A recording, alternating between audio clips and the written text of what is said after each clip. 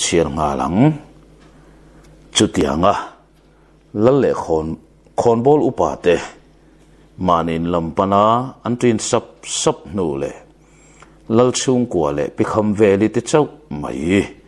anom ta ka chuan pikham veli chuan lalpa saya hi uluk tak maya hanti ti puilok kadu mange tin onei thop ta sat maya lal sai li ra po chuan hrethiam tak mai hian nituke a man mo mi lo le ven thon nei map lo khan idu zong chu taya kianga khan sei vek mai ro tia o nei let le lain pikham veli chuan ngoi te lok lalpa ngun zokin ka ngai tu ale a engkim hi isiat ve vek atul zokin ka hretatlat mai chu wangin sai ne ki ma chau nilavin nangma po thumuang velang ka ti hle maya tin on isui le tak zo ka chuan lal sai li ra point vai belte ben that mol pa hian tap meilum chu chim zui ve ta thuaya tap kilin pikham ve li thuruk in thup dik tak mai chu lal sai liran angai khave ta deu mai le pikham ve lin anun kil khor zong thleng mai in a khil dap ta ka chuan le lal sai lira chu ameng phar le on thina sai ne ki ma ero enge ngai tu ti po hriat vak si lo hian fiazet mai ameng chung hian khap fak renga pikham ve li chuan lalpa khang zong kha ka chan chin ro pui lo tak mai le bel chian dol lo tak mai chu lo ni ta keima mai chuan ka fa te pani hi reilo te an lo nula tlangwal chawanga ka en kol zo don lovani ti ka chiang em ani a mai ro chu in wang khuwa kele ka fa te ne na kan ron pan chan dik tak hriat ta ka le kanun lui zong hriat vek ta ka hian iril ru dik tak men hrilang ka du don ani lalpa ka fa pa hi keima mai chuan ka veng seng zo don tlat lovani ngoi renga khuwa kan ron chua san tak na chan po a farnu chan na ta na hian kan khotlang wal tuai tir ta ya hian a khoi chiam maya chehman lek lovena siam thei ngal der mai kha ni ya ama la hi angoi ngala tundin muna ero zong ka thu hi a ko yangi le ro chuan ala zong fam kim viau thung chuti rual chuan khun lo lakal zel tur ka ngai tu hian mi pa uap lo kan ni awangin a hmalam hun tur hi thim riau hian ka hrethin a thin ur lo chua chang ni ya hian tundin muna zong kai suai tu tha tel lo chuan a in thunun zo tlat silova chu wang chuan nangin remiti ni zongin sai ne ki male thang zor liana an ni nge mai hian ka fa pa hi kai suain rual seilian selang kadua chumi awanga in wang khuwa po ron pan roi mai kan ni a mai ro zong in wang khota na chian na thlen tu ni ero kan hlau khopania he khuwa chutiang ang mi tan mun reng lo inti ani po in kadem mia lo che unia in khongai na ero ka ngen ngoi ani ti min thei hit sak hlau da nge o ti in angen mel maya ka fa te mel thatna tak hi alo lang chuak trep to a thup thei ani lo thuai don ti la chu ka hchiang em mai le ngal zeb le i nei map lo hian a soi fai ta vek khani a lal sai lira le sai ki man ngoi ran maya sai ne ki ma chuan hei chu karin sare ngani taya hi alo thang lian zelanga kai suai tu thatak nuaya athang lian lawani zongin mena satak mai le mi te tri khai ani ngei don chuti rualin kai suai tu thatak nuaya thoi na nun ne na sei le na ni ngat zongin miro pui taka khual kai pasal tha azong achuak ngei dona tin tran khopui po hian mamo ni ala nei mai theiania engpo ni selang chu zong malam hunakanin palchua turani a ngun thuk taka ngai tu na ero kan siam tulin thutluk na zong ero kapa kuta hian fai vek mai te se tin aparin tok zia chu antar lang pa zau maya apa amel deuh ran mai boka lal sai lira po ngoi vanga ching suar chunga vai bel te han paktal talin bikham vel chun mela kham vel he kho bel tura in wang khuwa in ron chua san ni atang khan kami le sa chu in nireng to so kalom le tai te zong ngai to thui du su hei au sai ne ki male thang zor lian ate mai baka tuai puya le lom zelate an tabok nen keinin kan en kol phak ve hau lo tur thilani takna nga tai te thian hawan chung chuan ifa te hi ngai to min an karing tat lo mai nia chu wangin engpo ni selang en kol na nuaya a seilen chu tru tak zetani chu mi hlau taka zong a chuak top lawang le kei zong khuanu hi kalamala tang ngatani mi bikin kawang khua aron dailu le tareng chu ni sia tin oron nei fia takher mai angai tuana akal thuin ngai tuana suang tuana thuk takron mangani zia po chiang khop lal sai ler o chuak chuan bikham veli lau thong thode de palo to chu a thok tir hok maya a mel maya po lom na le be se na thar aronin lar zut mai sai ne ki ma chuan engpo ni se tai chu kan kuta phot mai selanga tha ange tin chem tei po hei ka farnu ten omalom le chuti rual chuan taya kan hrual na tur konga hian nang poina en liam chin nei nge ngai don ania khuwa wang valin len buang a uap nia song damin he khuwa hi ka chen na tan kalamang vezel ani chuan lal thu thleng luain ka kuang ko ve wang thei to nge yanga chuti huna zong taye chu he khota na miro puile mi poimo ber te zinga mi ni nge do ne tin nui ta var maya lal sai le chuan ching tei chung chang a fa pa chu a zo chak ru eta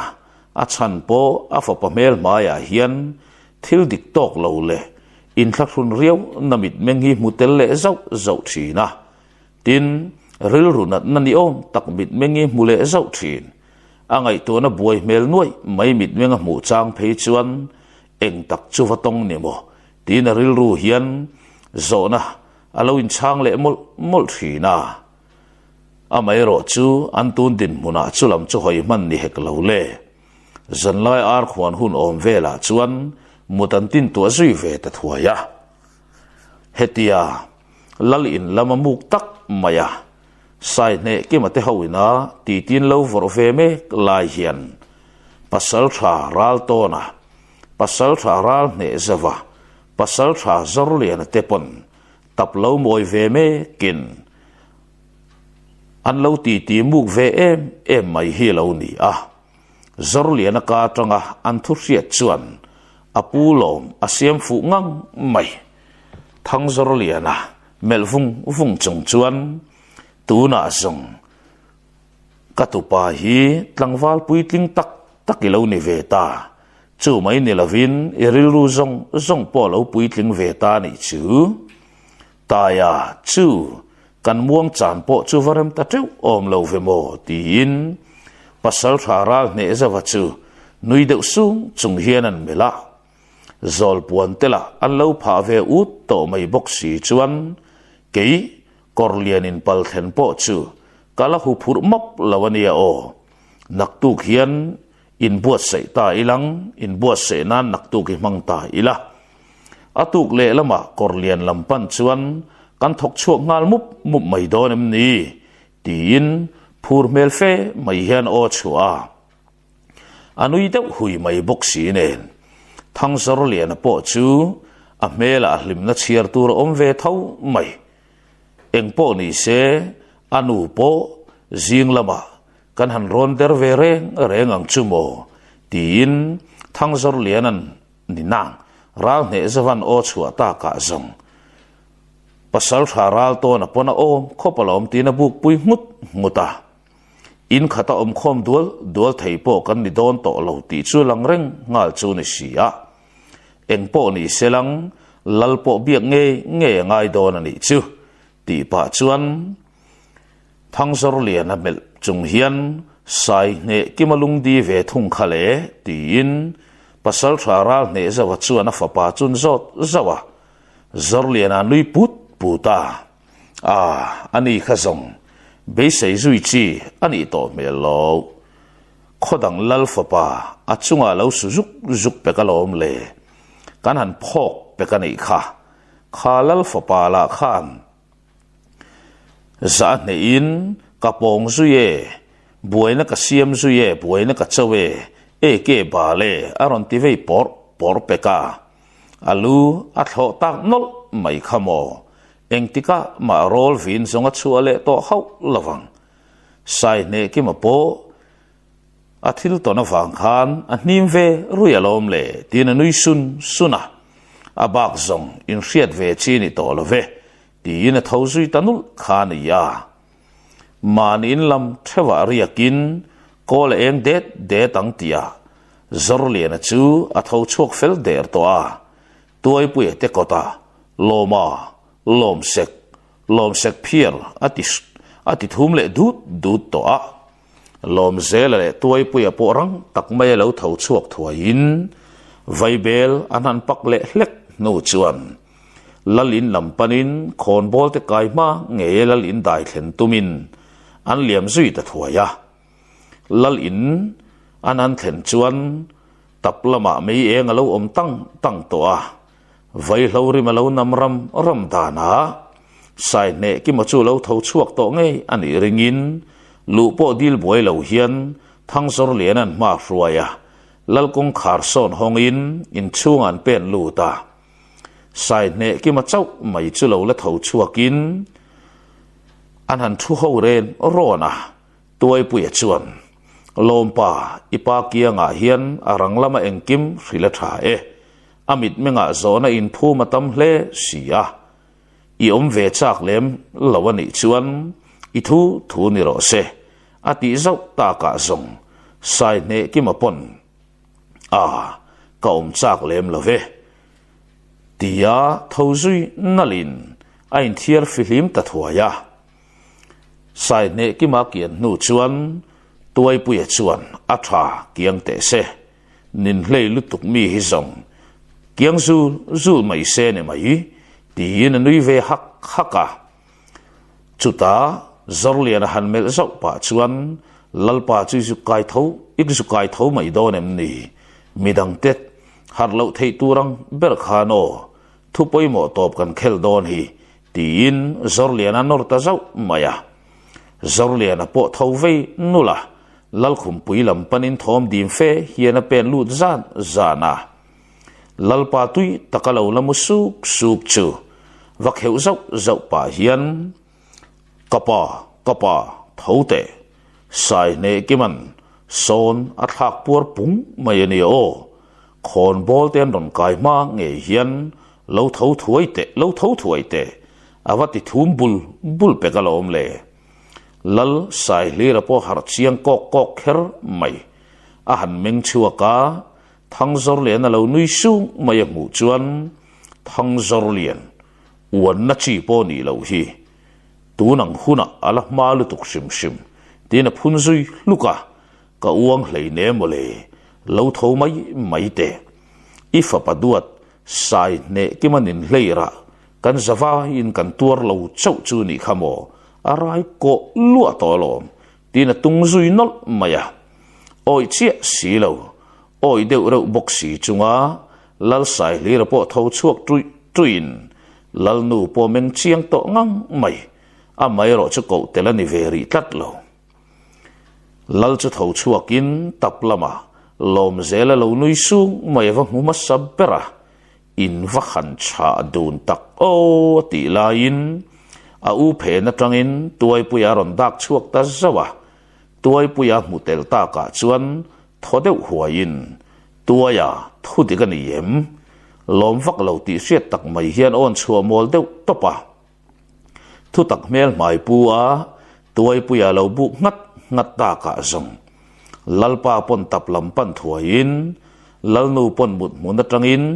uluk tak mai hian a benga lo chi ve sha mi pa tero rel na huna a pasalina kautel miau mai si lo nen beng tun sha bak ti thei nei ri tlat lo tuai puya chuan lalpa jing thanga man mo in kan ron kai tamai chu ni himo khon bol te ron kai man ron kai hun ma kan ron chu ngai tlat mai si a pe hel kwal du lo mai lang o tin pholian khuwa zorlian le sai ki mate kai tuma tlang puilal fanu ngur ji ki an khuwa thenga an ven him dan te him taka an khuwa an thlen tak dan te kha ilang hil lo tura ka ngaya tia tanga bultanin on thian le te a chuta lal fanu ngur ji ki le sai ne ki ma chu in ngai zon na le in mel du na tel map lovin in rem siam na an neya ngur ji ki du dan takin sai ki mane nan mudun tatlat mai chu lo ni a chutianga an du thuang nge le an in rem ang taka sai ki mane na an kong zo tak dan te a soi dap nu chuan lal sai li ra pon angai thangun na satamai vai bel pak na chang po khe to reng lova ti chuan sai ne ki ma pon ngurji ki chu ati ti pui viau to a tin ke po in sai ne ki ma chu ka ti pui viau to bok thutluk na siam mai harasa ti ema fakra siam adu hau lo rualin dam chung ko pui tur chu pakhat chia ati mau mai thin kha ni sia a mangai mi lo le farnu ena en tat nupui han nei ngot mai chu a harasa ati ve deuh bokani ati lain zorle na chuan farnu anga a en arai an lo ti zau peka lom zela pek chuan farnu hluchi tina lo tui ni vele zau boka tuai puyan mel rom pa hian lo va chuak mai teu tiarum taka o chua ta ka zong rul tur chakchi tinan phur an pharle ta hur peka lal sai le ra po nui sukin nia farnu ena en han rai ngot mai chu amak bokani tiro lomzel ani chingte ve thung khale tin zo na zo chak em mai chu tuai puya zo ta tuai puya ain ham puar chungin kha khachu ka chanani tlat lalpa khatia phur tak maya chingte te khuwa kan pan ta kha tin zeb le i nei map lo hian thang zor lian a pek chuan chingte in va phok dan zong te chu a soi tlang fai ta pur mai peka atong kama la in sum kar na pakhat ma nei boxi lo nen lal sai li ra po in sum tak chung hian a khile suk thina ti chuan nu tiang chonin kan chua san ta ni taka lalpa sai lu lian a hian a chhun chenge moni don ni anulami don riau hian ga hriani ama ve em tu le en ning thei lo tu ching huri aya duam atong tel hlau bokania o khuanu po khan khanu zet khachu aduang uluk big viau aniang a kan ti rum vek mai nia mole khanu la khana mel no na sa thei mai sia nang chuni lang mo lalpa ikeu ngatang mole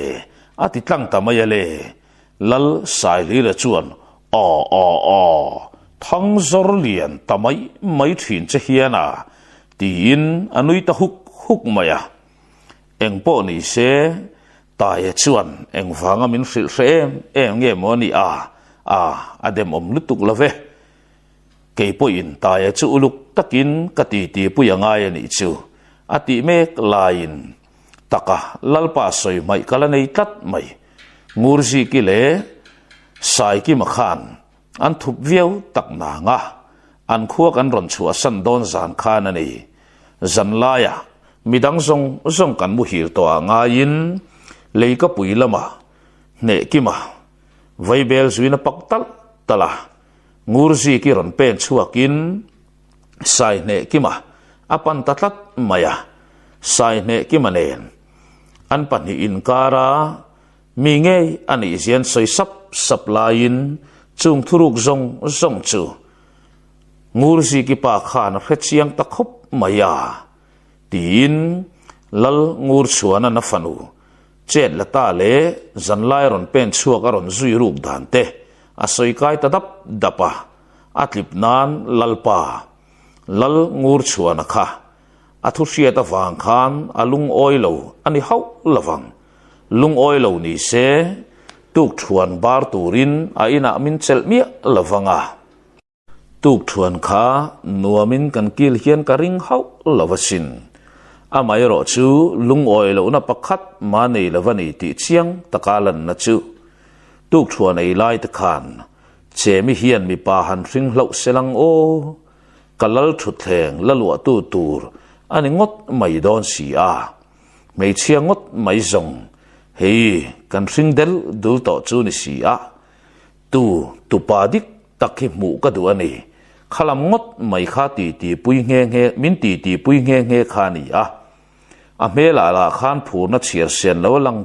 tup mai boxi tin toy pui chuan lal sai li ra kianga chuan thilom zia soimol mola chuti lai chuan lom zela chuan engtik lai nge chung vel chu in lo soi mana aron ti ta heu maya o lal fanu te thulang in thlir zuk lai khan mole lalpa kam liam po ngai thale lo khan in buai khani khamo tia tuai puyan akhap lain lalnu le afanu te pon ron tho chuak sapa pasal tha ral to na te pa fa po nui sang mai hian phurmel zetin lal in an ron kai zui ta chia boka jing thanga pasal tha te an pa fa me walal in ron kai ta chu lal chuan thu poimo top an ron fun lu don ani ti sia in sai ki ma chung chang zong da tha in alo chon ta thuaya zorlian le lom zela la thu nget ve fe mai chu tuai pui chuan an zak ton tona chuan an kheu zau maya i chuak ang umiang ti in anam chuak ta deuh dota khon bol te ron kai tur ho nen in tok vel tok chin o nang ni thian ho chu avamak nok thin vemo a thu hrimain wa mat lang vemo le tin an ron nui bok hloma in fiam nui ham chunga khon bol ten lalin chung an pan lain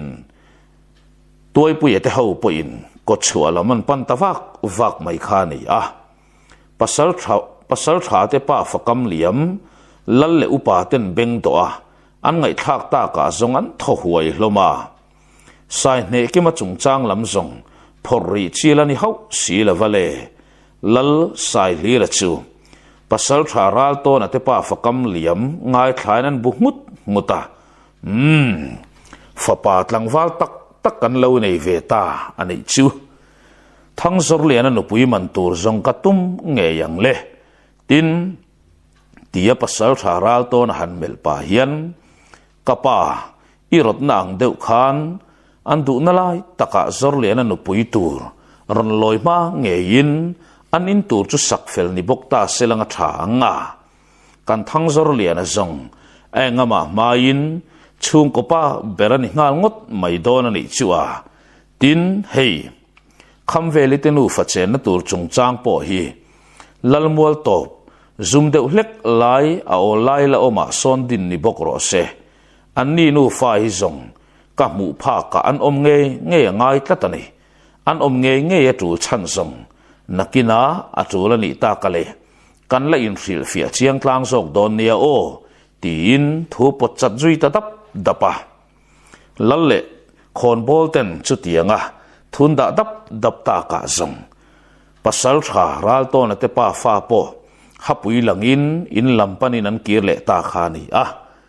sai ne ki mate ho ero kholung do thutlar deuh tha min an ti amuk ve kher mai anan ngoi deuh thap lai chuan lom zela chuan lal le upa te thu khom kan ange maya an ron ti vei fuka sai ki male tuai pui in melin an nui toy tak mai in lampan chu dik taka soi chuan sai ne ki ma hian a chak mul lo apa le anu mel a farnu te mel mu chak mul lova a mai ro chu pan ngei chu tul don si chu ta ril ru chung rila alawin ruam man dan le thutluk na lo siam to chu ron soi chuak ta nge a keima ngai dana chuan ngur si ki hi nupuya nei kher a phut lem lo bok nen ngoi tlang ri mai hi tha in ka hreta ber maya chuti rual chuan kapa in min nor na ta viau ani ta ka le nupuya ta na nei po ka hnial chuang hau lavania fahra siam zong ka thil hre berani sia tin thutluk na nei thu chu aron soi chuak ta nge a tuk thuan ei turan trin sang lain zorliana peng tur pek chuan ne ki ma chu han melin le sai ne ki ma apa in hau nge yang le ati ta pekalom le sai ne ki ma pon nui chuak hok maya hui ham tia pen tlang pok in zum ruang reng tak chung si hian in chunga pen lu ta zala khol kai thar lim pen lu takhian ni a pen zal ni amai ro chu apa le anu ten eng ma thleng lo ang mai lo be borin tuk thuan ei turin anin bua sei tamol mola chung kwa sei ho chi ni in lalpa chuan angai ri miau lova tuk thuan ei kham lim te khon bol upa te ron kai man ma si chuan khumpui lama sai ki ma ko lu tin lal nu po ko zinga tel ve ta sai ki ma te pa fakianga thu ve taran maya sai ki ma chuan apa zo na tu changin kapa dik taka soi chuan karil ru zong abuai ani farra han siam ngot mai hi ka hre em lain nupuya tan nei ve ngot inemo nei tumin ba ve ngot ta ila kanin hoilo ve in ngai zong enin kanin en lo ve chu ni si a lal ngur chuana po khan minnor ei lo khani a tin ngur si ki po hi fa bengot tilang min lo narviau thei bokania ngun taka ngai to chu ngai ani ingoi tlang zok phot mayang umyang ati tlang taroi maya lal sai lira po ngoi vunga eng po ni se tu na tan chuan i duang chuan ke kan pe na thazok donin ka sia nu pa tur te in ni takani ngai chuan khuanu hian ramaruat fel nge yang chim to pomi le ma to pomi ponin nei nol tholom le tin sai ne ke madu dan chu pai na ron pompui ta thuaya tayanu engei ngai ve dan tin anu puyan mel le nu no a lal nu pon mi pa in thain tia in rel ang chu ka pome chuti rual chuan katu lo piang tur chu mu phalo le apa ming a choi lo tur ro ngai to non le ulang tha ka ti hle mayaron ti ve khau maya sai ke ma chuan chu zong zorle na nu pui tur ruaya kan kaltika ngur si ki chu ka lo be chiang le don nia apa ni na zong ka hau reng hlei nem le kani na dik tak chulan chua tir hre na pakhat ma ka nei love tin o chua zang khai ta via we heti lai hian sai ne ki mate kal san tak puk lian lampo kha an buai ru map kher mai khatia sai ne ki maten buar chom lal fa pa le thui suai te an tha mang piar tak sia khachuan buar chom lam thin rim na ber bu chu kai thoina om lo thei lavani ti chu chiang takina langa sai ne ki mate kut an tuar nge ya a mai ro chu heti lai hian puk lian kho chunga nge mai kutan tuar miau mai sia sai ne ki mate chu nu in puk lian lal le upa ten boi map kher maya buar chom khuwa kholian ve pa ngai takle pasal tha po kutrang khia tham nei te zinga an chin chu wakhil masatu nian ngam ngot silo chuti rualin an pil bo rei fe ani chuan buar chom lam hian an ron ngai ven nge don ani ti chiang takalan na chu tuna nge mai po hian buar chom lal chung kwa mai nilo khopum pui mai mit nau te khoi tu an ni zia chu langin puk lian lal in chunga buar chom khon bol upa le pasal tha ten ngir khap maya an rol avin to in an oki sang to kher mai puk lian khuwa chu buar chom ho chuan an ngam sak le ani ti hi hriat reng maya lalmola mi puyan pung kho ma chet lak ngut na chi ni ri bok si lo chet an lo langat ani chuan buar chom lam hi an chai kol zual tu langa an khuwa chu mei va pa chang ngei don ani tin chiang khop mai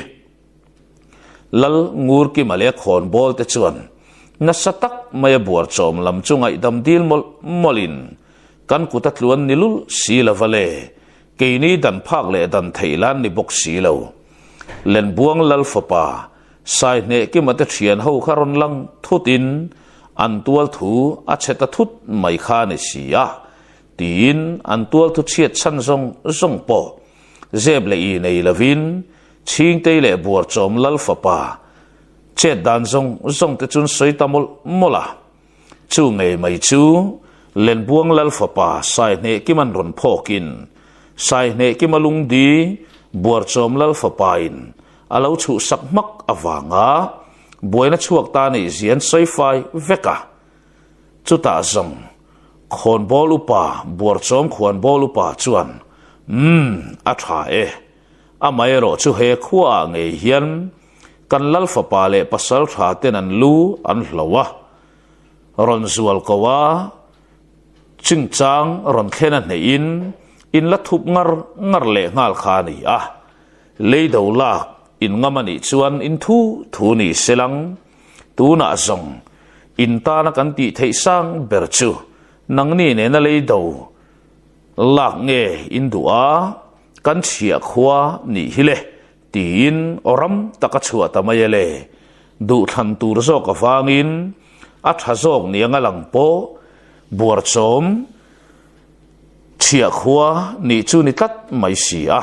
chu ti ni lawa leido lak an thang ani ngat zongin buar chom laka chuan an ding chang zok don lawani ti la chu an beng an khchiang tluk zetin an khchiang ve bok si nen leido lak chun zuam tangang lavaniang chu lal ngur ki matan ti thei om chun chu buar chom lam chia khwa ni tura in tuklu chu ni tangot mai sia lung silo le lung nur rizat chunga opo lo thei lo din muna ding ta ani tat si tuna zongan tlom fam kim tameu mewa heti lai hian an boina bul ber ching teila api le pu te mai nilo an chi le kuang te zong nen chin hriat lavin an bo mak mai le nga la an khomi le sa le boina lo ma chon me tu lal ngur ki mate tan hian ti thei dang reng om to lo chia khwa an nita an din mun chu cheta tak zeta heti lai hian phat san tu ten om tak mai ching tei po api le apu te le an chung khat leina ten thup samin siat ngai lo khuwa kan pem mak tur ani tia ke pen chuak nak mai khan ni a awang lai khotam tak lo fang ve to tu ching tei pu chuan ma hruai nal zelin ngai to na suang to na tam tak aneya afanu chu mi pa mut pui tu chu ni nge maya chu mi pa mut pui na ra chu afanwa chuan na lang chua ka ngem angai tu na kal kwal na sakher mai chu tianga mangai taka at tunu afanu ka ti pala at tunu ruai chua ka chung le khatte ne na an koi dia nu chuan apui na voitam alo pal chua to thin khwa belin tuna zong mi pa ngai tak chung kwa ni in anin din thar le me to a chuti rualin ching te bo chiat na chuan ama ching te ya chuan ra chua donem chu zong nak zan lama chiang takin alo lang theyang em hunin ala ron hril zok don chu ero eng ma ka soilok theilo ka zia thei chin chu zo tlat tamai sia tikhan idu tok phot mai lang min lo hrethiam le phot mai ru o nialiam deta kholama zorliana po anin thartur sa in abuena sa em maya arol ring thinin puingam lo po hin lo sim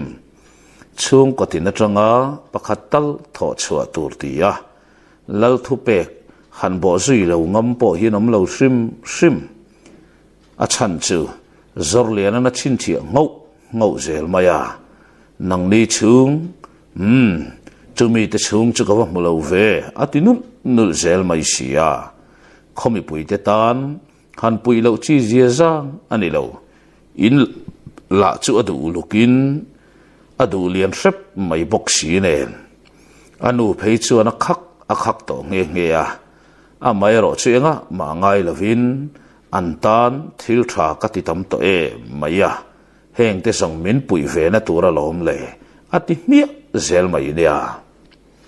apa le apu hawa korlian kholam hoya sai ne ki maten liam tak vung sia wangin khochunga la amal ruviau mai le nga la heti lai hian ne ki mate ho po an pen phurin tlang pui khuwa san riak tura in puat sai chung zela kalan ni a ne ki ma pen phur thar ta viau mai hi eng dang wang ni lovin ngurzi ki ne na chiang kuang taka in biak thuai du tlat apa ming ne ki ma hi putir nge ne ki ma hian a ming putir nge ye du a apa minga po a falo piang tur hian ama sai ne ki ma ming nge ron puta selang ron chal ta selang chu du thu samani tlatanai heti lai hian pasal tha ral to na le ral ne zawate pa fa po an pen phur em maya pasal tha ral to na meu po akum chir chua atam to viau nangin a phur na chuan an nor na boka niang chu a pen a zangin tlangwal ho te po chuan an zok lek changa fo maya pasal tha ral ne zavan in dim deuh tura adu awangin ma ruai zok ta thuai kha ni a chutianga malam pana an kal bek lai le phur tak maya an ti mam kara zan ni lai mai ngo chungan han ria meu chuan tlang pui kholaman nai ruak to a sai ne ki ma ero tlang pui khuwa an nai dewa a hel hol deuh nge mani don ni a toy muang le sut thina a mai ro chu a kal pui te zong an pen lu don miawa wangin hel theina kong bik chai ta si lo chu pen lu lo thei ni bi khek lo le tlang pui khokot chuan moi ta thuap maya khokot chua vai bel han zumuang le zatin khotwal mi ron kalkwal le ron wak chuak sakle te pon an ron munok ngal renga kot chua tanga kho chung palut ngalin lalmol an panding zuina nal zela ni ala liam lo deuh na nga lalmol an mu phata ni po chu aliam har to top lawang le heti la hian lalmola chuan mi pui khobi pui zong ron ni hau lo abi kin nu le pa lam an lo thanem phian maya rem chang la ya thut mun teramin then khat chun lo dinga lal in laman lo thir deuh thup maya ne ki mate ho pen nai zelin lalmual an mu chiang theita lalmuala virvut mai le vei tuak sek mai chu tunge ani tian kha chiang ta khop mai lalpa ber chu alo vei vut hi lo ni ya pasal tharal ne zawa chuan chutianga lalpuan sin meu lal tuala vei tuak ta chen mai mu chuan ading data thil khen a omngat mai kati tia ne kemale lom zela te mit nei ngal zavin ne kema berpo ahman mo ru takher mai a hoi kual vela boruak thalo lian lutuk lam thleng omin alang lem boxi lavani an siam te man mai thei tura dom ru chung chuan lal mol an dailu zui taroi maya lal ngur chuan apon sai ki mate ho chulo muthuain a mel mai lo thon mel em mai po chu thup tumin tran ala ngal na sakher mai nui lui tu siat tak maya sai ne ki mate tuai puite nai mek chulo chonin tuai puya chuan midang ho chu a makhal ta thuaya lalpa eng thil dik lo thleng nge eng thil dik lo nge thil thleng om ta em ni mel mai put adik lovin i che jiareng maya boinak mai kati tin a hoi kwal that maya lalpa ber chuan a ni e thil dik lo han ti donila boina khodang laka tanga boina chu ni hau si lo chemi mole chun lama khan a thing seng tu sual palin anau pa eso kholo deu nge mani don ni thia chuak chiam maya thi pu chiam maya anau pai la chu ama soidan mangin thade tum sari na chau alen di box si nen lau thon nei min tuam na deu chu ni hi mo kan bol pu le nau char thiam ten tu na hian an thei top choin an boi pui ngat mai chu ni si hi mo kan nau char thiam ber la chuan nau hi tu na nei nge ngai chu ti ni lo chuan nau chunga hian anu po hi akal mai lo thon omani tatat mai ti sia chu wangin kan boi ta noi mai chu ni hi mo ama la chu biak lei theili to der boxi lava tin tuai pui te ho chu mel kwal kim veka sai ne ki mai ring man ta tlat lo eng tin mo aron ti ta chiam mayale adu ai ringin lalpa chu abi hial zokani tuai pui chuan rang tak mai lo kheu thuain ne ki ma pon o khat kati palani lalpa chemi che chua chung chang in min deng na deuh lekatin ni min hret hiam te eng em ati lo tura ngai ang o ti in thiam lo zet mai hian o chua chuti lai tak chuan in chung lama na tura vial ngal ni khwa a hremu mal to lawanga ti tur khop ngur zi ki tal boi em mai po churon meng kok maya oring tak mai chua tu kha sai ne ki ma o nge ani ti sia ne ki ma o zong alo khai lo na samai chu mai ani lova apai lai nau a ko chung om mek pon apa chu alo sang ve hle nge ni don ni apa o ari rual khan na tak mai hian a che dot tamai si kha ni a reilote a ngur ji ki ron tre thot maya chumi rual chuan apiang chuak felta ti thom aron chuak der maya nau char thiam pi mukimi chuan oi adu om lutuk lalfanu hei fapa dum takishingania o oi amitte anarte abengte akut le ketere renga in fu thap mai nia mole tin o chua phur ta kher mai pi mukimik tong kam liama chuan anau khin chu fu ka kimin pian phung pa ngai takina piang chua ka nei ti ngur ji ki panaman thiam ngal veka lalnu le ngur ji ki lai zon te phei chu loma wangin an tapar hloma ngur ji ki po in ti pachang viau te ma selang atra nui ta hok khani a fapa ka hring ta tia phun sepin bol pu le pi mukimin an boi pui zui mol lai chuan bol pui na adam doi pek ten a ne ta deuh bok le a thi sen seng tam to lu tuk wang te po chu ni ang thamuan mel em mai hian a ching zui ta sia ya a mai ro chu en mai poin ngai tuam ni hian lang lem lo boka mu hi lo sam tur tur po ngai tal ve bol pu chuan ti khan mu bor ro se tui takin mu sela aron har chua huna zong azang vok mayang ti in ozang khai taka chua ta lal nu le afan u te hola chu an phek boy chu ni ngot to mai bok si ne pi mukimi chuan lal tual lama chuan lal le upa te mai baka khomi pui chin ngai chang in nge mozat an omani ti riat chien em awangin alai riat chat soka uluk tak maya abok fel nuwa chuan puan ne ma tuamin no te sente mai thasari mi chau mai chu pomta lalu ka puya pen chua puin lalpa tu na zong tu pai nei ta tin o va chua ta leng maya le khomi pui an ho zui ngal lua lal ngur chuana ain sum zo lo ang che in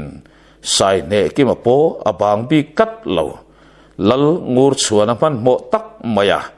lu ka pui lam pana atlan kai lain ne ke ma pon zuet lan kai ve mai atum khani a toy pui chuan rang set mai hian abana dom sak saya alu thin mat mata ka zong ne ke ma po har chuak thuaya midang ten toy pui le ne ke malaman lo ngai sak mi lo lai ani hlau mai hi ne ke ma te an mual pholo na kong an ri zo ka ni ne ke ma po har chuak zokin toy pui le lom zela lalin chunga kai tur le chunau sen duam tak mai lo piang chuak en chiang tur chuan an kai zui zok ta fat khani a lal ngur chuan a lom lu tuk la chuan thakim lo nau sen te mai lukol lillel sen lar mai si churon choi chuakin mi pui mu thei hian ron lek kang va maya tu na song kalal thu thleng lua tu tur tu pa kanai ve ta tu pa dik tak kanai ta minga laya ngur ki maniro se ti pa se nei tak maya ne ki ma melin ne ki ma ming zong atu pa minga chuan choi telani tangat mai siale lalpa chunui pa suk mai boka ne ki ma po chu thilawang chuan trek deuh chok hian in ria lalpai na lek kan vu lain khomi pui ho thom ruyaron chuaka chumi kara chuan thil makaron thleng tatat mai ngur kima sai ne kima chikeu dik tak lo piang chuak chu kaliam san thei ngang lavani tiang mai hian ni pil ruai to chu ading chui maya tlangkara la ron dak du kin chiang set maya ngur ki male apu churon chunin boruak sen eng phut maya lal ngur chuana mel muawa han nuam ngai boruak chu moi hian moi ngoi ani danglam tak zong ni in naw danglam taka piang chuak ngai ani ti in kum upa ho an ron phun chuak ta sap renga la nai ve ngam chia si lava sai ne ki ma po a thin lung chung zong a hlimani pi mukimin naute aron ban le ta ka zong in chung lama pom lut le thuaya lal ngur chona chuan chem te min zia deuh lek sela naute tharlom nan khono tin ruai pui kan kilang tia mi pui thain mi pui po kutan beng dura lal tu pa ming thang tur le ro pui taka kan wang khua kal tir zel tu tur ngur kima dam rang ro setin an au ho talau lava mani kot kaya theu ding muang in lal tu pa ngur kima dam rang ro se tin lu ka puyan kai zela in chon chung zela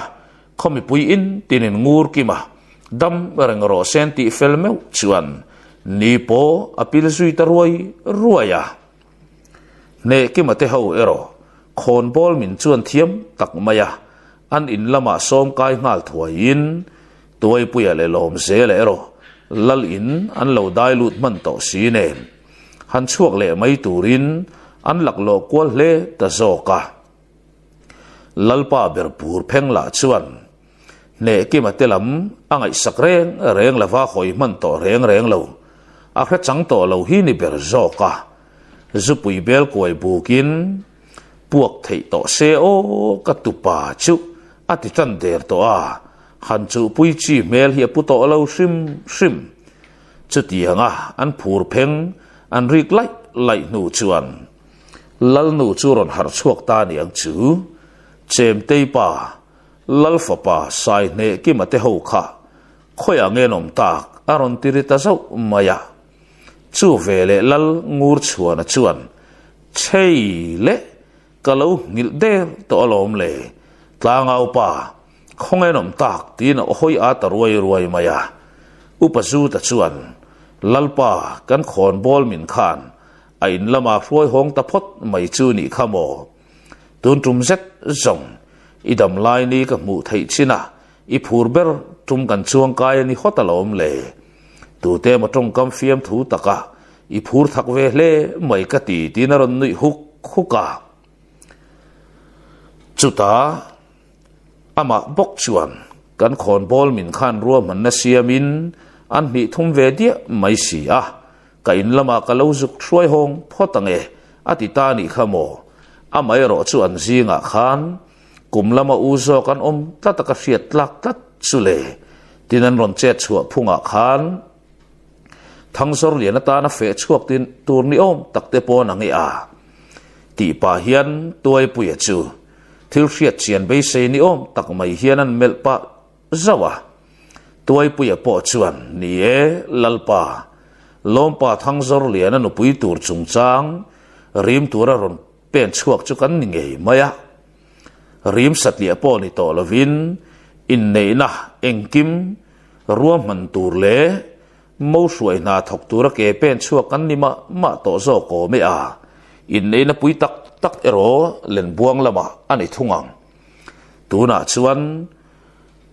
zorliana di aman zong tak tura ke pen chuak kan ni ber mai himo chuti rualin kan zinga kum upalam sok oman an nge yen ti te kha dik nge yelom thangzor liana pu le thangzor liana pa pasal tharal to na le pasal tharal ne zawate an ron pen chuak tel ngat mai chu ni khamo tin thilom zian soita pasal tharal to na te pa fa chung chang tuai puyan soizet zong an lo ral khat ngai san em pasal tha te pa fan ni miau mai sia rang tak mai atlangau pa chu tir liam ngal thuain sai ne ki ma ho ngei mai chuan pasal tha ral tonan maron suaya pasal tha ral ne zavan ron dotin sai ne ki ma ero in thak run ruk mel faran mai hian lalin chunga anon in zui lu ta thiaya lalnu chuan a mu chak ve don te lul nen ti ril ru puin thiam tak mai ne ki ma chu lo hui ta lo maya ne kim lo nai to hey ifarnu in fa ring der mai chu ni himo ifa chu ngam don hau lavania o ti pa zanei tak maya mit ko sanin ifarnu fat se te mai hiron bi sin ve te khai tin thiam tak mai hian alo som zau maya pasal tha ral to na te pa fa pon khoi nge chu nau sen du chu tia ne ke ma chu sui ngalin sai ne ke ma pon nau te kut chu a chel run maya midang te mu lo karin nau te kut zia chu en rutavat khani a akut pha ding lam le vei lama en ngata tu na zong a ma point rin hlel na nei reng lawang chia khan arin hlel mia lo na chu nem ngei na ta afa ngei ani ti achiang le zual ta khop mai an kut zia zong ding le vei ai nang khap maya sai ne ki ma kut zia hi ding lam le vei lam ai nang kap lava rang loka chu tiang chia chuan he nau sen dom tak mai ron piang chuak cụt zia hironi nang lâu về lệ thapa át hạ tu sai nè cái mà cụt zia chia ron pian chua pui cắt mày murzi ke ro tui takamu hil sia in sai nè cái mà chua na mel lệ dậu thủy na dân ria ei kham nu om ve la chuan ngurzi ke poran har chuak ve ta in bengam chia si lava in nui le sak thinin lalpa berpoin an ni thian ho zong tia thiam takmaya chel tlat mai kha ni a midang an tin nu in sai ki male lalpa le tuai puya uluk tak main leika pui laman ti dap mai son man lam ni lavin lalpa chuan ti hian om tlang ro se ngur ki ma zong kalal thu thleng lu tu tura ni nge don si a apa in ero puan chuani khopang le tin thutluk na siam fel ta mak maya ne ki ma pon a falo piang chuak chu lui po tum bik to lem lavin lungoi tak mai hian lal ngur chuana ruwa man na chu pompui mak mai boka tuna zong nupui nei tura in tin tua me thang zor liana ain famel a huma satatlat mai zin khuwa vara tumlok nei le ruwa man lok nei thapan ni awangin ne ke mate ho po an tumram lam panin tang pui chun chua san le ta thliaya ti dang vor kwal chung zela an kalme lain pasal tharal to na chuan ne ke ma chu midang nunga apot muang ta set maya midang ten an tongan an sep hato lawang a ti tur om vela chuan ifa ani tiro taya ati tarong mai ne ke ma pon apu chu melin kafa nge ni e tin afa ni thu chuan a chang mak maya amai ro chu kan kara hetiang thila lo thlen dan hi soi thuyangai khop ang renge a nakina remcha kan lein sil fiat lang zo kan lein sil fiat lang zok don nia tin a chang fel ta thuaya pasal tharal to na pon ani lo reng ka ring lo achala le amit menga te reng mai khan ipa mel ka mutel tatatin ni tin anui hak maya kara san nin riale nu chuan antum korlian khokot chua an moi ta thup mai korlian khomi puilo mu piang mai te chuan pasal tha ne ki mate hawin an wang khon kai le chan chun lo chiang tlang to viau mai bok nen an lo be thatlang em mai boka pasal tha ral to na chuan tuaya in thian thum khan ma han hruai ta ulang lalmual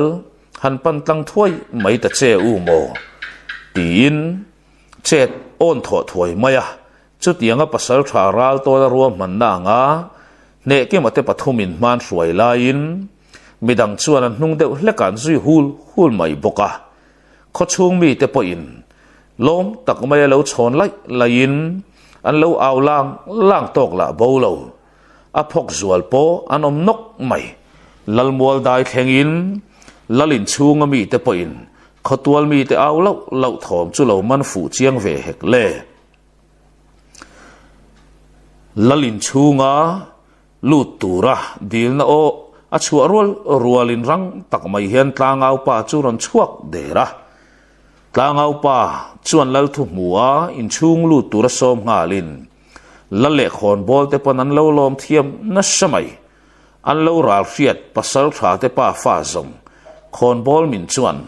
an ni pa fa hi zong ka in lama thleng ro se tina chu ta chat mai kha ni a khen in turte in sem fel ngal zung in sai ki mate ho po an khen in lam an pan le zeta zan lama lal in lama ro rel hawatan thu an da ta zok kha ni a par liani mel pasal tha ral to na te pa fai nan muta lom le an bu chak to awangin zanri ei ma in par liani te in khon bol min ina pan pui ta chat mai kha ni renga khon bol min hawa an liam do na moti lain lal le khon bol dang ten an zui vek mai kha ni a pasal tharal to na te pa fan valung oi tak em par lenin mel veng maya a eng tin chuan tai chuan chai thu che chuni mo tia pasal tharal to na nui huk lain par leni po sen ve tran mai par leni kianga lal fanu po chu lo thu mak sa to khani a zana ni a lal in lama ro rel zui mapin par leni po a u nau te ne nan thu ve tham maya lal nu le fanu te nan thut pui mak mai bok nen an ti len ruam man nain muthiam tlangin akal tluang pur mai heti la hian ruam man na tak an soi kai don ta nau pang hria ta na moi lo deuh hlek soi kai tul chin te aom ta ka zong ti in tuai pui chuan ni te le lian ching a chu ruain in lama ka lo zu kom puyange tin om pui ve thak thunga ni te ne na nin kara hian soi chua thei si lo eng thilamo in zom ruk na thuk tak zonga om to ngatani ne kimale lom zela ero lalle upa te kianga chon thu khurin man le mual chung chang te soi felin lalpa berin ka fanu tha ni ya zong keima nge hian ran zong ka tum nge yang le tin o chua dapa amai ro chu khon bol upa te a hek lo le an lal churang tak mai hian an ron do thiaya par le ni zong lalpa ina fanu tha turani miau awangin lal fanu man an choi tange ye lal fanu man pek anga lal fanu tena man an nei ang chun pek kim ve thap angai reng si a tuna zong par le ni te u nau pan kan in an lo ti ve thin chung kim takan lo len ve thin na kan khua kan in tia lung chim tak maya lung rual takalim takan lo chai za na thin chu an chua san tak don ta e thenom nai le then rual tha ten mitui nen an ron tha liama thang zor lian an ena ruam man na fel fai takan lo siam lok to awangin an ran pakhat man kai lova an bor lu tuk lem lo tat mai par le ni du thu sa mang nge in an khua pa mei chung kwa te pa mal chung kwa te tin chuan cham deuh lek le mi har sa zual deuh lek te mei thai chung kwa te ne na a thei angin an bu le bal le ran te an hlan chong mol mai kha ni a chung thil pasal tharal to na te pa fainan han hrele zel phei chu an famo tur chu mei che ko sak tha tak ani don ani tin chiang reng chu mai ni lavin uluk tak mai na jing ek tum pasal tha wai tha to le tarlam nai me to kalkun lek to pasal tha ral to nan achian ngata uluk tak mai na molte na khung khap kha ni a pumpui tha tak mai nei ani ti hriat tak hian a mel phu lovin par le ni ek tumpo a rol sai mai a thu war fal deuh phei chuana in hliam mai anga o anti wang tur zu sang chuak ngu tamole phur tak mai hian kholam panin an peng ta sau maya kara zan an ria nual angai don ani ti a hriat reng mai a chan po par lenin tha tu nei tha em maya a thian tha zual lal fanu nen lam mai len buang khuwa par le ni te ne na tak mang turin an zuya an ri ham ringa an kal lamang vut zongan ni theilo chiang khop mai len buang kholam pana ken pen mek lain tlang pui an tlo koile zoka tlang pui an tlo koi ni tak mai hi ngur ki ma pian lom na ta na tlang ruain lo kil mup ni lo ni a chu ruai te chu an han kil vele noka ne ki ma pon ne ki ma te thian ho pon ngur si ki dam lo chu amut ngur si ki la in liam la dam tha si lo chu amut na bula kil puin an rive ham hloma an thlen ma lok hian chu nau sen dom tak mai ngur ki ma chu apa pasal tha sai ne ki ma len buang lal fa pa ani thu lal ngur chuana hian không bị bùi xia ta lâu buông chuộc về chia mày bốc nền chung rong tê sai nè cái mà ta thiền thu mình anh hắn sẽ lệ zel pay chu anh lo mà zualin sai nè cái mà rong lom lovin ác kệ hui reng mai rong anh đi riêng khua avara malam pana malam potu anato bok nen tlang pui khua chuan chamong rei to lovin tuk thuan ei khama phur tak mai nan pen le ta sawa chutianga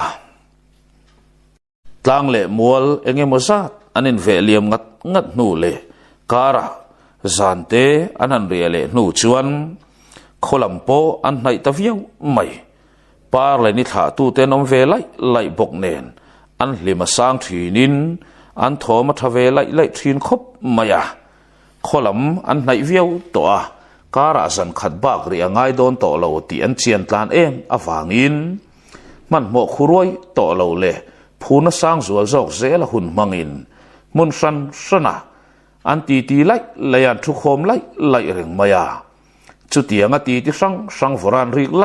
lai chuan kirsir lama mei che ho thu khom lama tang chuan lau thong lau oron chuak en an ron tre ta thut maya le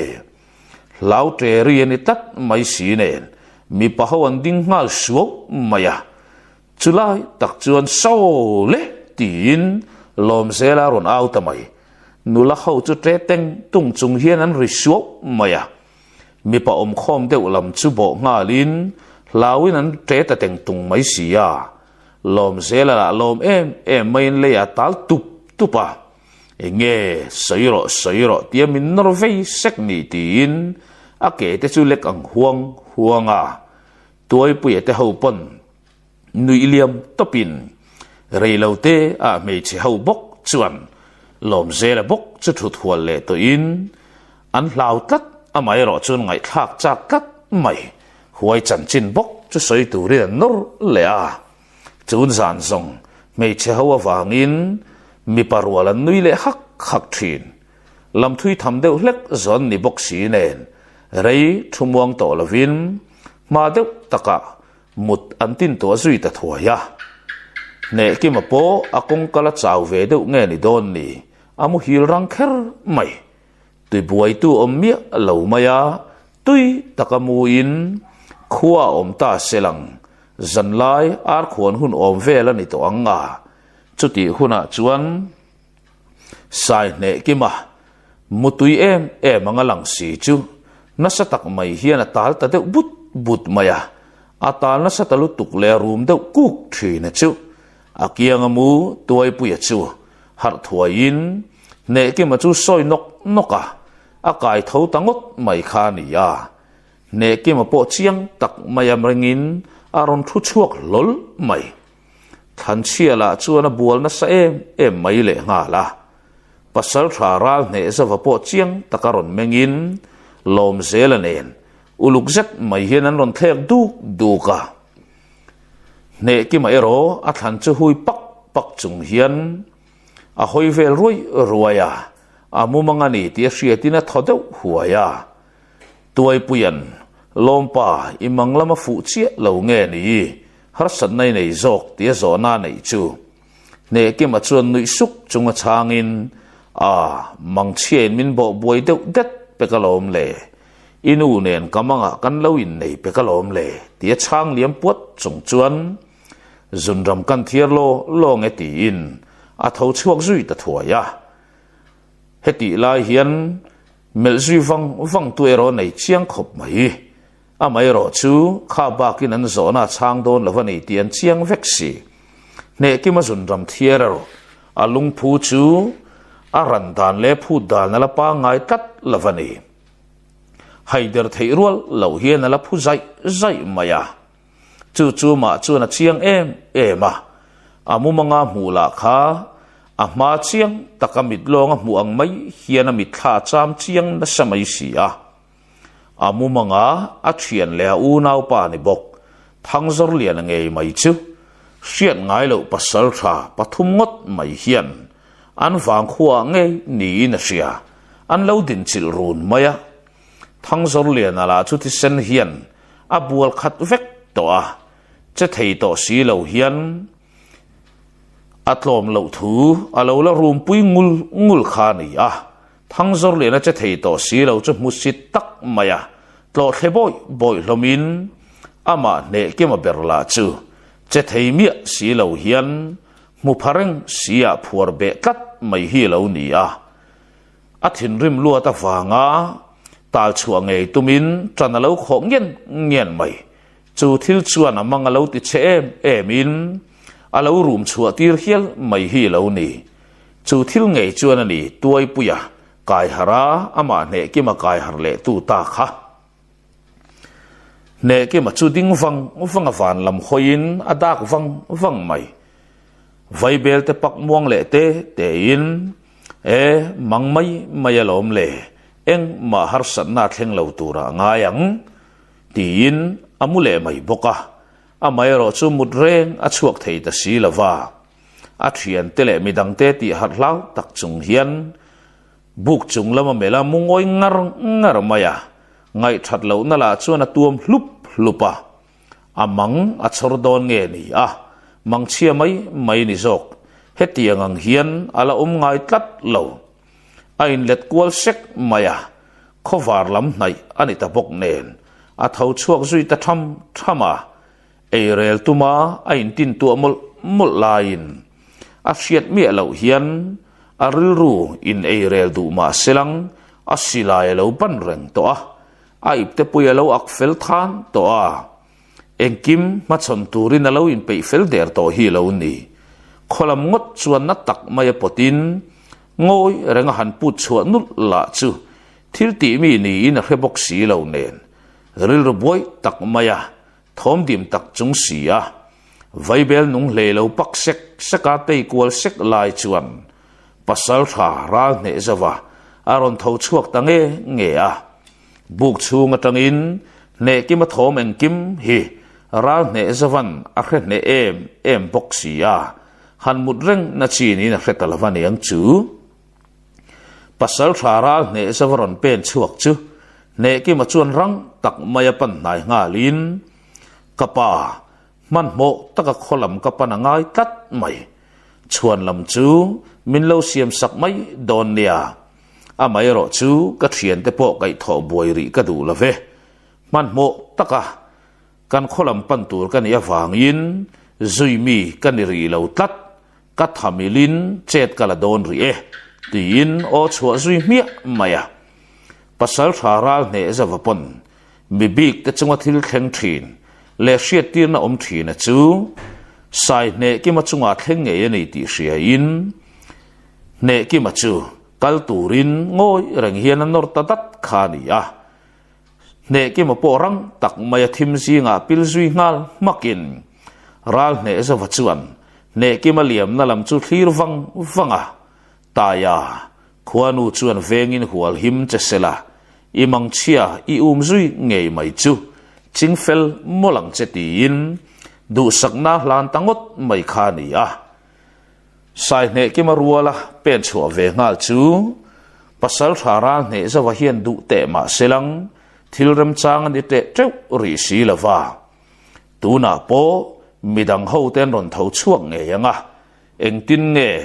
ne ki ma chu chuan lama siam sakta kang le chungot mai chungai to in meyanun sui khuta eirel tumin ain buat sei tamol mol mai khani a mai ro chu che talak thui main tlangwal zuan sang zual ten ron tho chuak sapa pasal tha ral ne zawa chu eng ma ti lo hian thule le turin an ron nek sak zoka sai ne ki makal liam ta po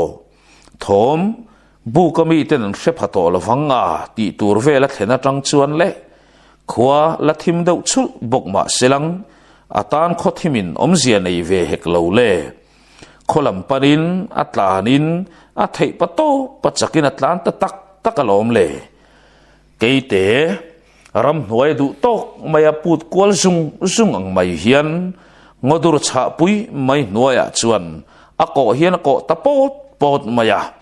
atlan pel nimte a chevok voka lấy ra na là chú phút sal mai bốc xí nền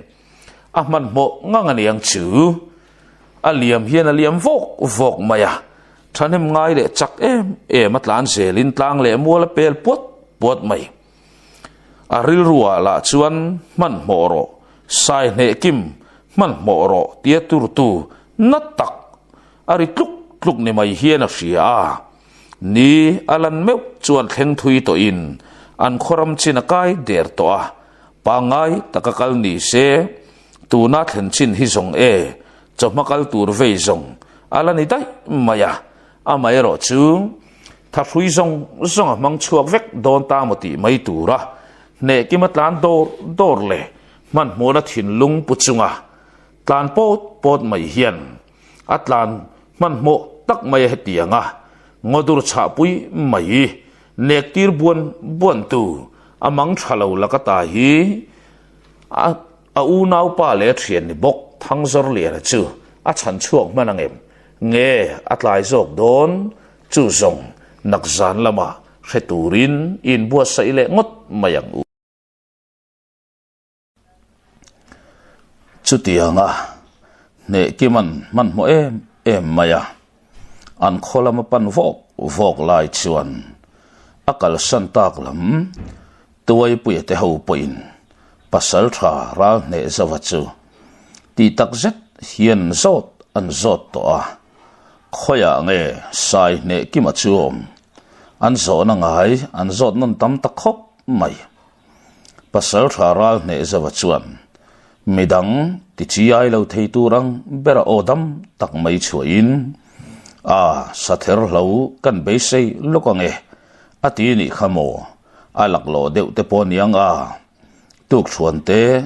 lo bar san te ilang aron lang ve mai tura ngayang tia chuan lam siam se lin tuk chuan an bar ta soka pasal thara ne zawa mel mai dik mul hek lo le tuk chuan te mumal lo zetan bar fel nu in an zo na ngai bok lom zela chuan azot le tange nge tuna zong anga tuk chuan te a bar fel tir ta boka pasal thara ne zavupon sai ne kimasong ni zan lam amang afu tok lo wangin ngai that lo na tuam na deuh leka man mo takin khofar ma deuh khan kholam parin aliam ta ni khamo tin thudik tak mai hril tlang tange nge chuta zong tuai pui te u nau chun rum mat maya kapa kan zui nga lange midang chueng ma thleng lo ang main lo muang zel zok te u khai khar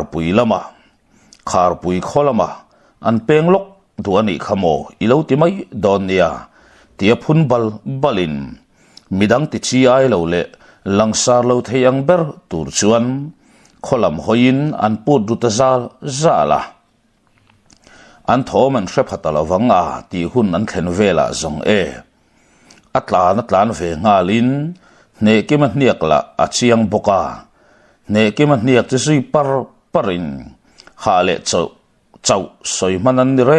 reng lo an thei to pachaka paran ni avan laizol trap toang ne kimatui inna achol muan sok na mun chu in pal thleng ve to in an ni po chun han chol muang ve data lom zela chuan lungoi lo ti hriat tak mai chuin min hril lova aliam ngot mai chule tin aphun bula tum deuh luau mai le nga la tuai pui chuan ka lung lawa ila lo teng ama maya du to ka chet la ka tlana du ani nge yang arwala kan pen chua kan i zong in kan nuk muang nge do na sin an zara mi terin kai le chungnung ve tak angin lang u naw ni to ma ilang dik tak a soi chuan kan thian te pani ne po hi kan le ek phareng reng hlei nem le kan thei to pakan hi tok ve kan le to ila tia thole ngal atin kholam hoin atlanin an tlan le tapar para an thei to pero an chua le takna nga ne ke manu enin atharlam lu tuk lo viau zela a zong an phamai mai don lavani ti an chiang khop mai hetia nga ne ke maten man mo tak mai kholaman pan vok lai hian ne ke mang zong mang chia satli a zong alo ni lo top mai hi lo ni a len buang khuwa hian buaina na men lo tak lo tok ngei theidin munan lo ding nge ye tu ma do ngam lo le do po nei lo khothen om tetlon ron an ni lai hian buar chom lalpa lungdam thei si lovin pasal tha pathum ngot mai le an naute pani an rin tok em mai te tir chuakin len buang khuwa an pan mek hi lo ni a puk lian kho ho hian an lo bum kwal rengem len buang kholal fopa sai ne ki mate kuta ngei chuan buar chom lal fopa te chuan tlu rengem chumi chu fin fia du tlat thin lung pu chung le buar chom lal fopa te that tu ningat ani chuan a fopa lu la tu ngei mai chu lalpa chuan an lu adu thu aken til mak mai hi lo ni a amitil chua pasal tha te pathum la hi mi chunga leng ne lo la tong reng lo tang rual thiam em mai an ni le ngal rin tok na khatin ne na chang ngei tur le a fopa lu la tu te lu lak sang ngei tur poin ring tok em ani ne ki maten korlian khuwa an chua sana kara zan khat an rialai khan buar chom pasal tha pathum tele an nau te hian len buang khoda in pal thleng ve chia to in len buang khuwa an han chiana an lo ra khria tanga in khuwa chu alo lianin mi hring cheng la an thanem hle mai hi lo ni a en mai po in pong zuam ngot chi an lo ni reng lo khotam taka vak lu thor maya an lal te nuai thu nuai maka ropui taka chetan lak thin ngot khani don to lovani ti an muthiam ta tlat maya midang te mu phak lo muna chun ro rel ve lai lain an jinga pathum chu eng po ni selang khwalpang sin satliang in lut ngot mai tiang u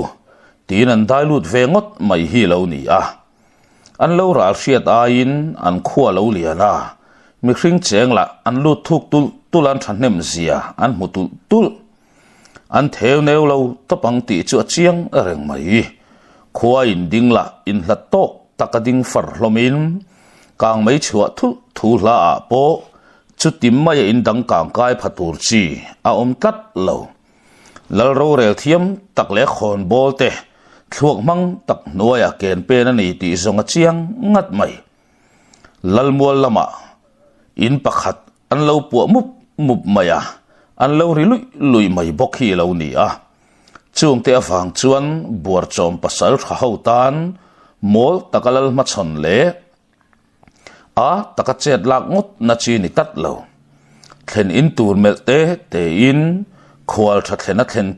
te chun han tuma an thlen in te tanga thil hriat tuma tran an lak mek lain ma son na ero an nei mu mal thei tlat lo chuni chu mang liamin zanan mang liama zalbuk lama po nelom takanun mangin lem chang nun chu an nun chua puimol mola atu ni alo her chuaka han kom nelan tum dewa piang mai le an lal fapa te chung chang hriat chian an tum na piang mai la chu tlol zel mai bok si nen ma son na an char chuak lei thei tat lo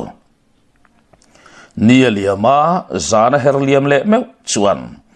ma son om thei ta bok si lo chu lal ina mi re wang lai takin kai ngot mai la lal kan thu nuai man phot chuan thu dik zonga lang chuak emang nge ki mate thian ho la chu an soidan mangin khua an om lo lai tak ani mel bok nen kan nga ero angai shim don ani ti in tuk thuan bar ma si lal chung kwa le kham veli tu nu fa chau nu fa hau chau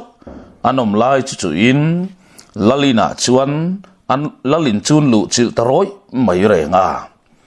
lal sai hi la chuan e khai kan khual pasal tha te la ni reng chuana kha in a oi tak mai le tai te po an ron nai ve don to ang chumo kan khonu la ho chuan in lung an dum zo me lawani mo tia pa ngai taka lo biak lai chuan pasal tha kap frang a chuan lalpa ifopa chu i thua zirin kan ngak kheng khopang amai ro chu phim khur takin o chuang che okinel lo zet mai le mei nei zet mai hi chua ta dai mai chu vele kham veli fopa rual khu mate chuan chiang zet mai lo bi ngar to kha ni poka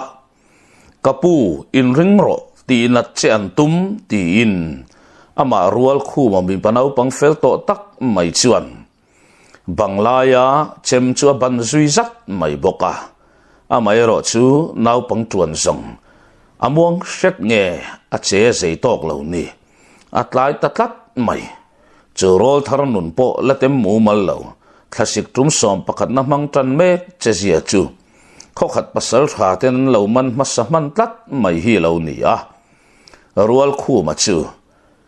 enga man ngai lo ani lain an be se ai na che alo rang venek mai bok si nen an zinga pakhat chuan rual khu ma chempot dok chia beka tak mai chuan asilai ko mena chu zui ta zop maya rual khu ma po asal zui nok mai renga chuta lalin chung chu an rak ta chel chul mai an thoma khon bol te mai ni lo akhe pha piang mai ron tlan ko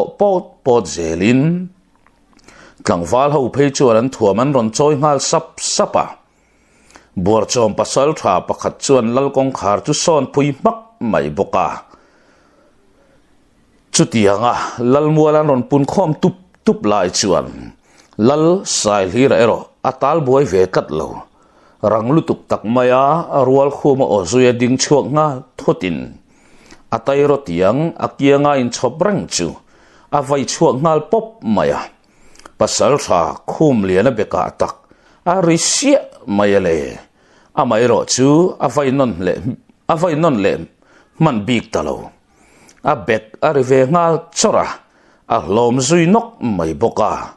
tho chuale ngal mai atum lain a ngong le chem ain chuk tua tarun mai sia mol taka chet lang na chi ani to tat lo thang zar liana mi sedang lam em no pui kanai don nai to a in buat se ngai ni tia ni thum ngot mai ina kain khung no don am takar tui lo hi pak tu ngai mai chu an khwal nei thu po alo la ve pek lo hi lo ni a ma se lalmola buena ti chu anaw inaron silta lom le ading chuak hloi maya rang tak maya lalmol lampana tan chuak ngot atum lai chuan kong takianga ding muang le dota asilai le chem lai in atal tum aban tel ta thuaya phim khurzo kalal mual pan atulani ti sia in noiram chang bel zatin lalmual lampadin cheta lata shiawa lalmual an khira khomi puile tlangwal rualti thei nei si lo om huang mai chu an thek thina an lalten thu noi man to ani ti hriatin thin rim luata wangin ain humru tola amai ro chu mol taka chet alani chuan lal chung ko dan tur ve ngei don ani ti chu chut phave chiang mai si a lalin nung lama hel dan le lu dan kong song in atol sui ta hriau kha ni a len buang wal rual te po ti thei nei si lo thin rim boxi tlem te main an lal chung kwan thu hnuai mak mai ta boxi a valupa ring tak maya o chua lo in mipa inom la fem ni kha in chunga khan mipa tia chiar tlak in omem mipa takamin ma chon ngamin omem tina chau ku maya lalin chung atangin chan na ero adong mia lo are thap maya chang hian aron rile dop mai thina an ngai zonga thamol lovani chuta lal sai li ra chuan nang ni ho hi pasal tha in ni ve tak tak mo tiamel kwalin anui sung maya katlang wal te khuan mi pa taka ma chon chuan ngam khopang kafapa alo kir le thoi don ani o tin o nei hulsui hak maya buar chom pasal tha te ho pon in mel kwal ral maya nar thi soi poi salo zet maya lal sai li la hoi nge ngul mai chuan a ne le ta moti mai turani pasal tha kap sang chuan ifa palu nen he khuwa hi kan chua san nge yang kan ma ading zo ngu tanga mo chule tia hoi vulin lu ka puilam apan zui ta thuaya khomi puilo tlim mur mai le tlangwal siam tin choi te mel kwalin engwanga in lal in chunga lu ta in lal chung kwa hi lu chil nge kan nin hredu nge yang tiro hunaliam ta dete in lal fapa sai ne ke mate sin vak velin kan lal fapa te in ring lo lai an ting mit satlia mai nilavin an lu an lak sak phir maya chuan thil ti man ron thing le tur chuan ke kan ron pen chua kani mi pa tak in pe na chu om nge yang ne ki mange kan be yang ne ki ma lo thlen huna kan buai na hi chin felani anga chuti chung chuan tu man a ron so su in lal chung ko kwa te nun na hi kan ren vak chan tur om mi alvania mi pa tak in be na ni alo thlen huna zong ne tu kan ni chuan he khuwa hi ngoi rangin sai ne ki malu nen kan chua san nga lang tu na zong min ron bo boi lo ulang in lal chung kwan hiam ni mai tia o nei lai takin in mi du chu heta hi ka ome sai ne ki ma tunge ding chang ngai le in pathum kha nem ni min ron be ron don tia chana o ron chuak ta tlat mai khomi pui chuan chu o lo chuan na lam chu an hoi rual thupa chu tiang chi chuan buar chom pasal tha pona mel ve zok mai khomi pui nan wa mu chu sai ne ki mani lavin thang zor lian ange mai ani a thuam fam kim ne na lo ding kho lua maya pasal tha kap frang a chuan chik zet maya milin chu pasal tha chu ne ki mani lo reng a ring lo len buang zalbu ka le tuala tangyel po ala mungai tat lo ni le zan ni ngot mai huran mang to a chuti chungpon chu pasal tha chu la mungai tat si la vale chuta zor le na bok chuan buar chom lal fapa lak lo zet le trabel zet mai khem ni sei ve chu aru anau nge ye ka voi khat vaya alu a thok ngot pekalom le apoi khop mai in pasal tha le tlangwal te vela kha o than ti thatham pon om reng hlei nem le a thavang ron hau tu te la kha eng ruain ang leilonge lal chung kwa in phen na na mangam tok ve chau tia ring tak maya nui lui vakin zalbuk tuala kalau mak zok don chewem ni mipa tak in nuai indu tak zeta in ngam tak zeta ni chuan ron pen chuak ta che u mo malle mala in nuai ngam lawani poin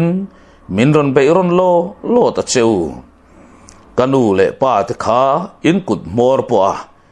in khoyani vai zongin thi chak tak thi thei si lavin in om nge yang le tin oron chua ta lo maya le khomi puiten an thlir thup maya lal inatanga thlem chua dan kong zorlian hian masaberin aron zongot maya ni leika puilama tang poin lal ina pen lu dan kong kha a mu thot lova mol takabo chil lu ngot chila ni der sila vale khokhat pasal tha pathum ngot main an lal an thun huai ve tat si a pasal tha kap zo na chuan ngun tak maya thang zar lian a chu thlek wangin atol hnunga lalin chung lama dak lutin kan midu chu ron thleng ta tina thian te fa aw ta lom le lalpa chu in phenna na la ron mang chunga ron pen chuak buar chom pasal tha khum lian a le zano ka chuan an mani ron chau tu thang zor liana sai ne kima a an ngai si chu an mel vunga a tha e mi pa taka in noi na omang khaile itlang wal te khu thui pengam do nem he in be na hi thiang lim taka in be na ni ro se nge a hu ho khuan min chil ron tir don zok le tin an han nor zui sal maya lal sai le ra chu ron nui chhuak khok maya ka thing noi fom rual ho point ne nang mole ka khuale tuidu tak teu tu man dik lo takin chet lo la suang cheu chu ka thu pe ka ni e mi pa taka in noi na omang ta ya ikianga karon ding ve do ne tin lal sai liran o chhuwa ta lu maya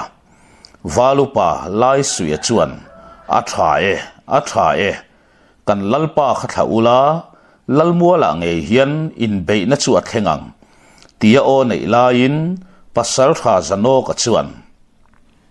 karing zo ve tat lawa cheu in lal hi zong ka thari lo mai nge tin ti fu le ngai tu chuak tha in ti mel farranin lal sai lira in phenna na mang chungin a chem le lal sai lira ngong a chuk tu mak maya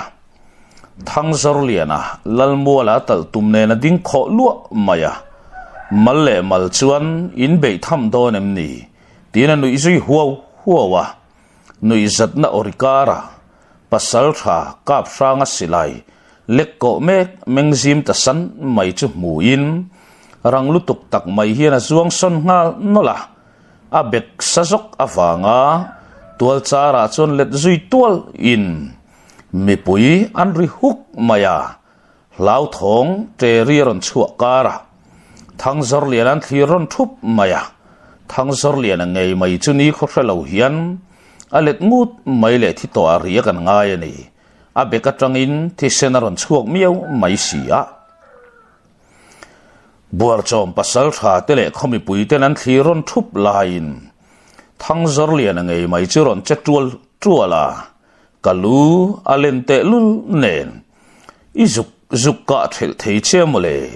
iwa han them to ngai em ve ti nui kurin a beka tanga thi sen ron luang chuak thapap pop te chu angai poimo lo mel kher mai angai te bok hian aron ding chuak le at maya seilo lo ta che u mo silai tel lo chuan ka ma chon ngam lo che ni ti mai ta che tin ama kap tu pa chu mel ding mur maya pasal tha khum le na chuan silai tel lovin o tin o chua zui ve ta an silain tung fel than maya zamna nei map lo hian lalmuala pasal tha khum lian ale kap ranga an lulak chem nen an pen thangam ve ta tlat mai lalmuala mi pui an tol hla dual maya an pasal tha chu cheswal so ka tang tura hian an ngai lo sim hi aron zong in mo amal le mal zong in te tham deuh sim ani ti khachuan in be tham tok viau takanga in pe khat toem tia zor le na lo nui zat na le lo hui na te chuan bor chom pasal tha te chai boi san lem hlei lova lo ti thang fo to ti hriat tak maya phim khur tak maya zor le na boron tuma che tan lak tan mek lai chuan mi pui hnung lama tang ngei chuan ani sila eron puak thoi maya lal lu ka pui lama mishing te thot thom le thluri dop a chhuaka na tua te rong thom in a zui chat mai boka lal sai lir po meng kok maya rang tak maya ama thun hoi mak tu akiang lok maya na tua te teng tung lam hai in her ngalin angal ru tiak mok khopa silai mudong tu pasal tha zaduna khabea takmai chuan nalua omlawange ti turang simin an chui zui sok mayele zaduna atre chuai rai mai chuta mi puiten silai ron met puak thor tu laman han hoi thuap lai chuan le khanin abual hu vek mitmeng thip em mai thin urlua ta wanga khaberu langkal khopa in seru sa treu buar chom lamten an ron pan nge mishing sai ne ki madik tak mai chu ron pen nai zui ta pok maya ngoi renga ron pen nai zelin thang zor liana aron pan ngat maya chuta thang zor liana kianga ding chuin lompa ichem ka hongai tlat maya ka chem a chetlat mai karon tlai lo mo tin anui ta sa nga tuna zong phur mel bang mu tura omle to lo lal sai li ra chuan ka fapa khang mi telu kha ka duani ol sam takero chuan an thi karam tilavani o ka fapa te u zam reng su tin oron chua zui talia mai zorlia na chuan ka jam sau mai ka ti tianui de kur chung hian ne ki ma chun famela ivaron man mo om ve I than phung mai alom le tiran nui suk peka tuna zong len buang khosia dik takaron langta ho thishen ti aurwal dualin an feile chemnen silain lek suo maya tar to lam mual lam pan thei to lo pon rala tanga an mun phiale chem thei ne na lo zom ve in khuang choi thomang mayan chuale mup ta pasal tha kap sanga meng zaka kan lal fa pa te lu kha in la kani asoi zo man talo arei mai tia bo rop tu ne ki ma chem lo khak perin ama po chu per zui dor maya a hoi chuale rol che chuan ne ki ma chem bokani a mu le ni a kut thak la anangang mai sia chet ve na hun om lek lavin ne ki ma chuan a bo miel maya kapa kutin lo tha ka mo kha po o tia ri popin pasal tha kap franga chu tol lung hon maya chuta pasal tha khum lian a chuan pasal tha kap franga le ne ki ma in be lo thlir tui deuh nge ni don ni rang takmaya har chuakin thang zor lian na lam khoinen her vata alo thlir reilu dewani duni sela zor lian a chuan alo tho sak man fe nge yang pasal tha khum lian a hoile chu hoi boi tanak mai zor lian reng mutalo a hoi sang luani zor lian ala lo thutung nui su mai peka nalote maya adula lungte manga vavom sak kau pa hian barakhai tiao thutena utok so vak maya atal tum a phei vaita lom le pasal tha khum lian a chem lo lek vele zor lian a tal tum a in tok sok maya pasal tha khum lian a tol ngal khona hi nep deuh ve tang deuh la o in ron kalna thui tham ve ro pui si tia zor lian na hui la in pasal tha kap sanga an che phu chuak thom le na tua treri chuan chulai mual chu aron o zui maka pasal tha kap sanga lam an han hoinak chuan aban veilam a man tlak to lovani ti hriat tak mai hian a khai zoi nuam maya ne ki ma chuan hui zelin anui sang to a kap sangan thin urna to pai chunga a bole pop lain rang tak mai hian a sir lama per zawa a per mai chu du tok lavin kap sanga dok tlang chu zuya kap sanga hnung sanga tak mai a chem phek zonga hlap ri thoi main ari a fiak zui thot mai mani tharing lo ang maya kap sanga chu tlan phei otin me pui an lo nui zui lua to mai boka na zong atingang mai ngang maya heti la hian zorlia te pani po lo ri dupin ka vuak thel lui ve la lom mai mayang chi o ti ten alo chai vel mai to a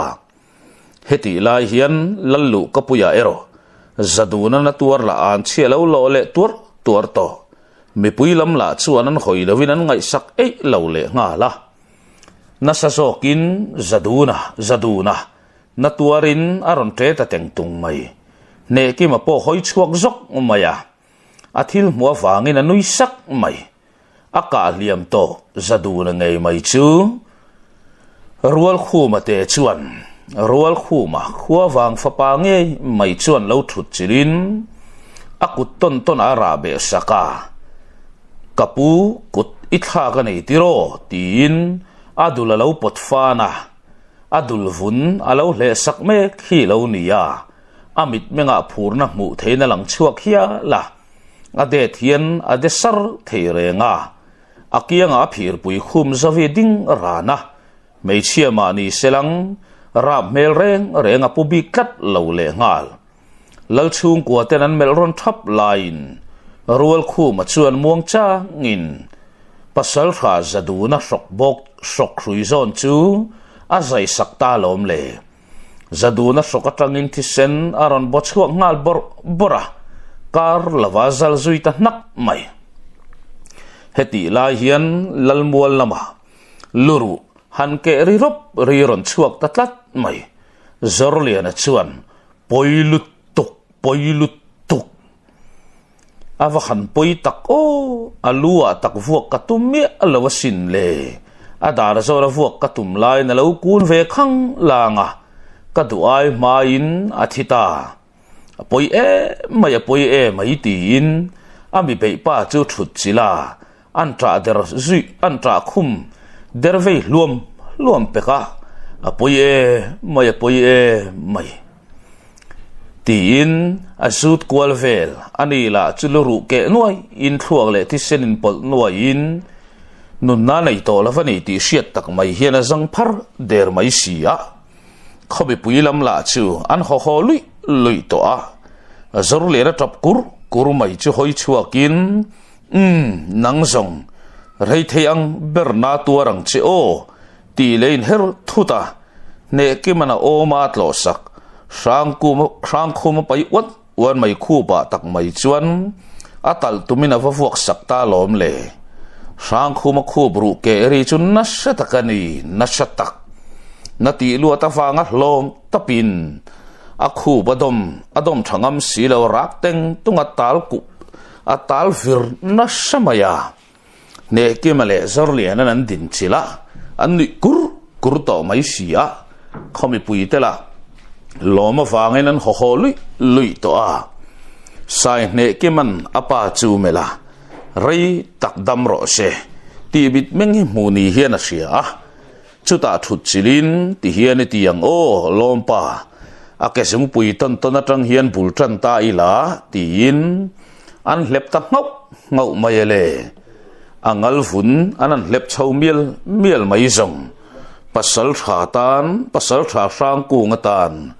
tornuam lo tak tur thilani ta niang chu ameng val pop maya theilo hian achema bana ama le ama chuin ti hlum ngei tumni ma selang chu dan anile tatlat si bedong taka o chuala in sai ne ki ma chuan chiang tak mai hian an mela sai ne ki ma hi a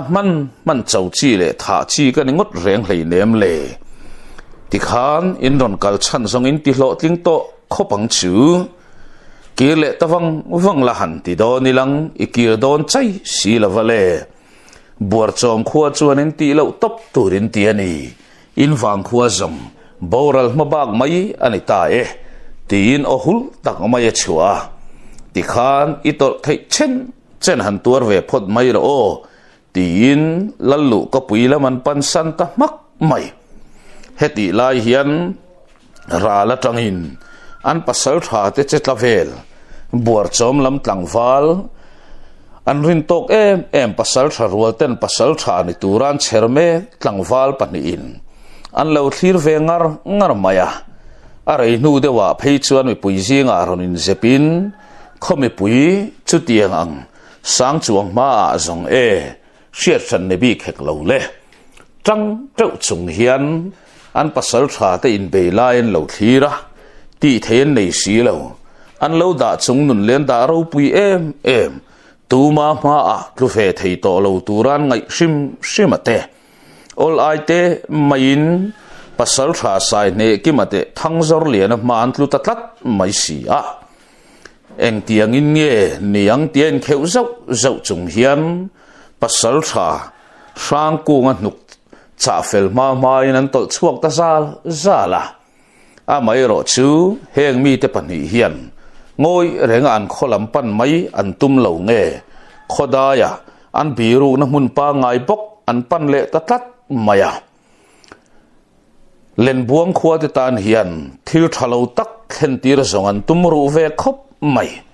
tang val satli ang maya lau lo patlan chiat tum reng lovin anh pan ni te chuan ruam man na anh siam ve tamal